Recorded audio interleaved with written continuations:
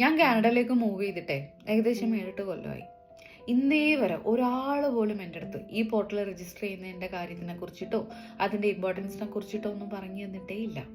ഞാൻ വെറുതെ ഈ ഒരു യുദ്ധം വന്നപ്പോഴാണ് ഇങ്ങനെ ഒരു പോർട്ടൽ ഉണ്ടെന്നും അതിൻ്റെ രജിസ്ട്രേഷൻ്റെ ആവശ്യകതയെ കുറിച്ചിട്ടും അതിൻ്റെ ഇമ്പോർട്ടൻസിനെ കുറിച്ചിട്ടും ഒക്കെ മനസ്സിലാക്കുന്നത്. നിങ്ങളൊരു ഇന്ത്യൻ സിറ്റിസൺ ആണെന്നുണ്ടെങ്കിൽ എന്തായാലും ഈ വീഡിയോ കണ്ടിരിക്കണം. പറഞ്ഞു വരുന്നത് ഇന്ത്യൻ കോൺസുലേറ്റ് രജിസ്ട്രേഷനെ കുറിച്ചിട്ടാണ്. ഇത് വെറും ഒരു ഫോർമാലിറ്റി മാത്രമല്ല കേട്ടോ.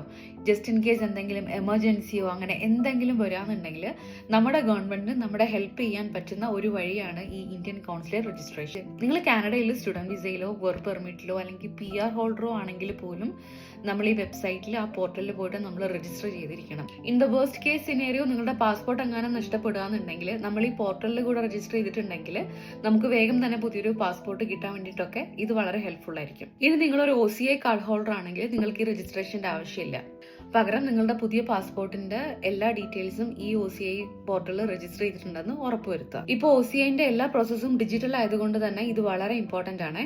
അൺഎക്സ്പെക്റ്റഡ് ആയിട്ട് എന്തെങ്കിലും അപകടങ്ങളോ അല്ലെങ്കിൽ നാച്ചുറൽ കലാമിറ്റീസോ അങ്ങനെ എന്തെങ്കിലും വരാന്നുണ്ടെങ്കിൽ നമ്മുടെ ഗവൺമെന്റിന് നമ്മുടെ കോൺടാക്ട് ചെയ്യാനും അതുപോലെ ഹെൽപ്പ് പ്രൊവൈഡ് ചെയ്യാനും ഈ ഡേറ്റാബേസ് ഉള്ളത് വളരെ ഹെൽപ്ഫുൾ ആയിരിക്കും. അപ്പോൾ എന്തായാലും ഈ വീഡിയോ നിങ്ങളുടെ ഫ്രണ്ട്സിന് കൂടെ ഷെയർ ചെയ്യുക. See you all with another video. Bye by.